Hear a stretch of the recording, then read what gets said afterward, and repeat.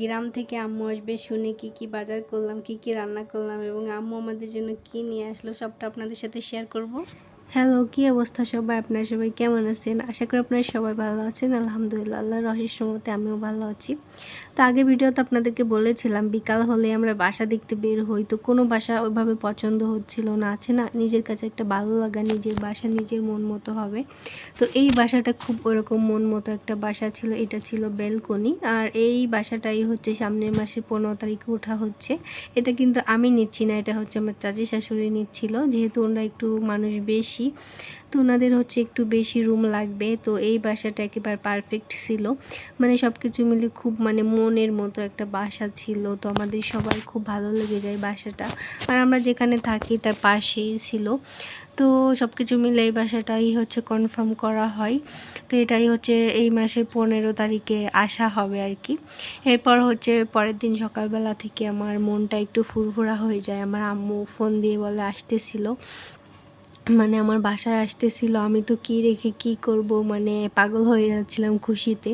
এতদিন তো আমার শ্বশুর বাড়িতে ওইভাবে আম্মু আব্বু কখনো ওইভাবে মানে আসে, সব সময় দেখা যায় আসে, কিন্তু পাশাপাশি তো এখন একটু দূরে আম্মু আসতেছে। আমার বাসায় একটা এক্সাইটেড কাজ করতেছিল নিজের ভিতরে, কি রান্না করব কি করব, আমার বাসায় আসতেছে আমি রান্না করব।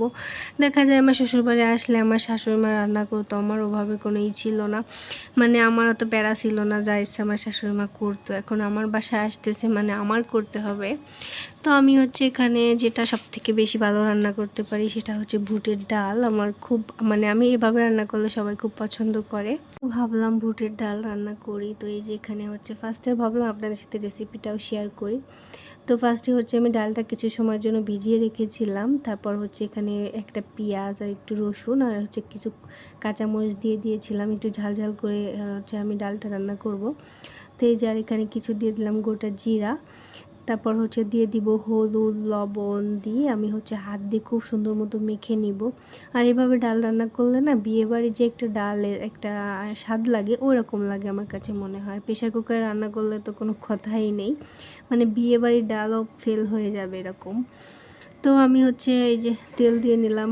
এখন হচ্ছে হাত দিয়ে আমি হাতের সাহায্যে যত ভালো মাখানো হবে তত কিন্তু ডালের স্বাদটা বেড়ে যাবে। বারবার বলতেছি, যত সুন্দর মাখানো হবে ডালটা কিন্তু ততই ভালো লাগবে। তো আমি এই যে হাত দিয়ে কষলে কষলে মাখিয়ে নিচ্ছিলাম। এরপর হচ্ছে মাখানো শেষ হয়ে গেলে আমি হচ্ছে গ্যাসটা অন করে দিব। এই যে আমি একটু মাখিয়ে নিচ্ছিলাম সময় নিয়ে। আপনারা হচ্ছে এভাবে ডাল রান্না করলে একটু মাখিয়ে নেবেন, আর এভাবে একদিন ডাল রান্না করে দেখবেন, মানে পুরা যখন ভাত খাইতে ইচ্ছা করবে না তখন এভাবে ডাল রান্না করতে পারেন। 2 প্লেট ভাত অনায়াসে খাওয়া যাবে আর কি। এরপর এই যে আমি গ্যাসের চুলাটা অন করে দিলাম। এরপর হচ্ছে হালকা একটু মানে কষিয়ে নিব আর কি, হালকা, বেশি না। যখন তল দিয়ে লেগে লেগে আসবে তখন হচ্ছে আমি পরিমাণ মতো পানিটা দিয়ে দিব।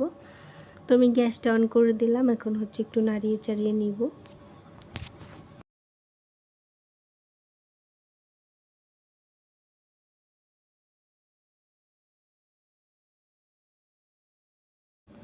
এখন হচ্ছে আমি এই যে একটু নাড়িয়ে চাড়িয়ে যখন হচ্ছে মনে হবে তেলটা ভেসে আসতেছে, মানে তেলটা লেগে লেগে আসতেছে, তখন হচ্ছে আমি পানি দিয়ে দিব। আর এই পর্যায়ে কিন্তু বেশি পানি দেওয়া যাবে না, তাহলে কিন্তু ডালটা গলতে চাইবে না।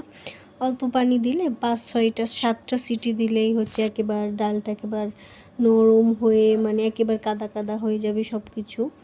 তো আমি হচ্ছে এই পর্যায়ে একটু পানি দিয়ে দিব। এখানে গরম পানি ঠান্ডা পানি একটা দিলেই হচ্ছে, সমস্যা নেই। যে আমার তেলটা একেবারে মানে ছেড়ে দিছিল, এই যে এখানে আমি হচ্ছে পানি দিয়ে নিলাম। এখন হচ্ছে আমি আরেকটু পানি দিব, দেওয়ার পর হচ্ছে প্রেশার কুকারের সিটিটা লাগিয়ে দিব, মানে ঢাকনা লাগিয়ে দিয়ে আমি 7টা সিটি দিয়ে নিব। একদিকে হচ্ছে আমি ডাল রান্না করতেছিলাম, আর একদিকে হচ্ছে আমি গরুর মাংস রান্না করব। ওইটা হচ্ছে পেঁয়াজ রসুন সব কিছু কাটাকুটি করে নিচ্ছিলাম।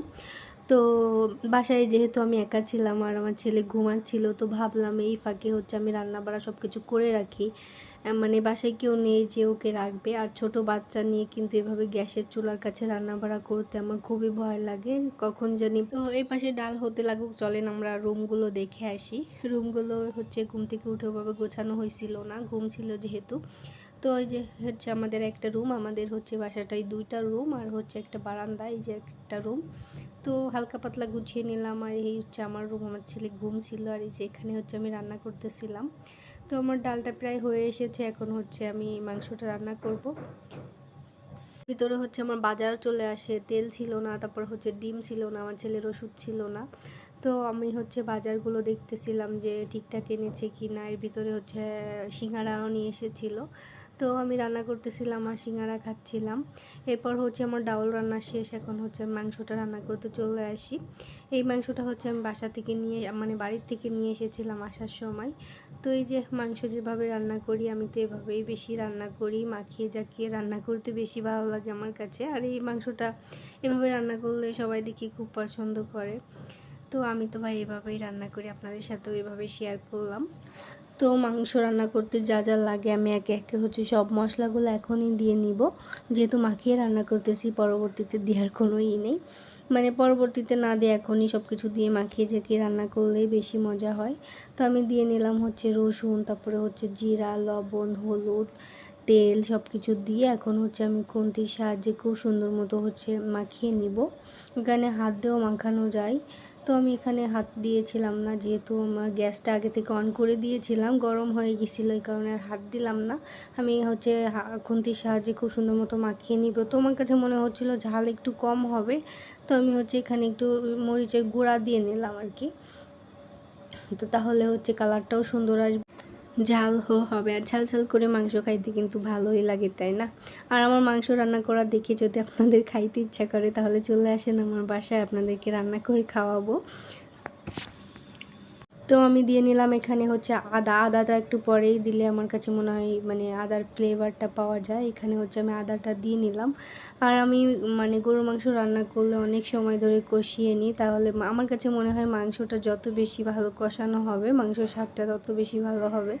তো এই পর্যায়ে মনে হচ্ছিল তেল একটু কম হয়ে গিয়েছে, তো আমি আর একটু তেল দিয়ে নিলাম। আর এই পাশে আমার ডালটা কিন্তু এখনও জাল হচ্ছিল, আর ডালে যত জাল হবে ততই কিন্তু মজা হবে। তো আমি হচ্ছে মাংসের জন্য একটু গরম পানি করে নিচ্ছিলাম। দেখা যায় যে মাংসে বা খিচুড়িতে যদি গরম পানিটা দেওয়া হয় না, তাহলে স্বাদটা একটু বেশি বেড়ে যায়। তো আমি যেই পর্যায়ে হচ্ছে আলুটা দিয়ে নিলাম। আলু দিয়ে আমি আরেকটু সময় কষিয়ে নিয়ে আমি হচ্ছে গরম পানি পরিমাণ মতো দিয়ে নিলাম। এখন হচ্ছে আমি ঢাকনা দিয়ে পুরো রান্নাটা করে নিব। তো এই যে আমি আর ওইভাবে ভিডিও করিনি, একটা ভিডিও মানে এক রান্না কত সময় বা ভিডিও করা যায়। এই যে আমার মাংসের ফাইনাল লুক, কেমন লাগতেছে বলেন তো? মাশাল্লাহ মাশাল্লাহ, অনেক সুন্দর হয়েছিল রান্নাটা, সবাই খেয়ে খুব প্রশংসা করছিল আর কি। এরপর আমি আবার চলে গিয়েছিলাম হচ্ছে একটু চালের গুঁড়া রুটি করার জন্য। আমি আগে কখনো এভাবে রুটি করিনি, ফার্স্ট টাইম করতে গিয়ে একটু ভুল তো হবে। তো আমি পেরেছিলাম না, ওভাবে রেখে দিয়েছিলাম, পরে আম্মু এসে করেছিল। এর ভিতরে আম্মু চলে আসে, তো দেখেন ব্যাগ ভর্তি, এটা ব্যাগ না বস্তা ভর্তি সব কিছু নিয়ে আসে। এখানে হচ্ছে বড় একটা কাঁঠাল নিয়ে আসছিল, পিঠা, চাল, মাছ, মাংস অনেক কিছু নিয়ে এসেছিলো। আমাদের ওইদিকে তো এটাকে বলে রসপান পিঠা। তো এটা ওই পিঠাগুলোও বানিয়ে নিয়ে এসেছিলো। এখানে দুধ, তারপরে মাছ, মাংস, এই যে তারপর খাসির মাংস, গরুর মাংস, মুরগির মাংস অনেক কিছু নিয়ে এসেছিলো। তো আমি এগুলো হচ্ছে বের করে রাখতেছিলাম। এরপর আমার ছেলে আবার খুব কাঁঠাল পছন্দ করে, এই কারণে হচ্ছে সেই গাজীরহাট থেকে খুলনায় কাঁঠাল নিয়ে চলে এসেছে। এখানেও পাওয়া যায়। তারপর ও আমার আব্বু হচ্ছে আমাদের বাজার থেকে কাঁঠাল কিনে দেয়। তো আমার ছেলে তো কাঁঠাল দেখে লাফাচ্ছিল আর বলতেছিল নানি কাঁঠাল খাবো। তো আমার আম্মু এসেই হচ্ছে বসে কাঁঠাল ভেঙেছে, আর আমার ছেলে বসে বসে খাচ্ছিল। মাশাল্লাহ মাশাল্লাহ। আর আমি এপাশে হচ্ছে প্লেটে করে উঠাই নিলাম, যেহেতু আমার 2টা চাচি শাশুড়ি এখানে আছে, তো ভাবলাম ওনাদেরকে দিয়ে আসি। যেহেতু সব কিছু রান্না শেষ হয়ে গিয়েছিল, ভাত রান্না করিনি, ভেবেছিলাম রুটি বানাবো আর মাংস দিয়ে খাওয়া হবে, কিন্তু রুটি তো ওইভাবে আমি বানাইতে পারলাম না। তারপর হচ্ছে আবার ভাত রান্না করলাম। এরপর হচ্ছে 2-3টা রুটি বানিয়ে আমার ছেলেকে দিয়েছিলাম। তো কেমন লাগলো আমার ভিডিও সবাই কমেন্ট করে জানাবেন। সবাই ভালো থাকবেন, আমাদের জন্য দোয়া করবেন। আল্লাহ হাফেজ।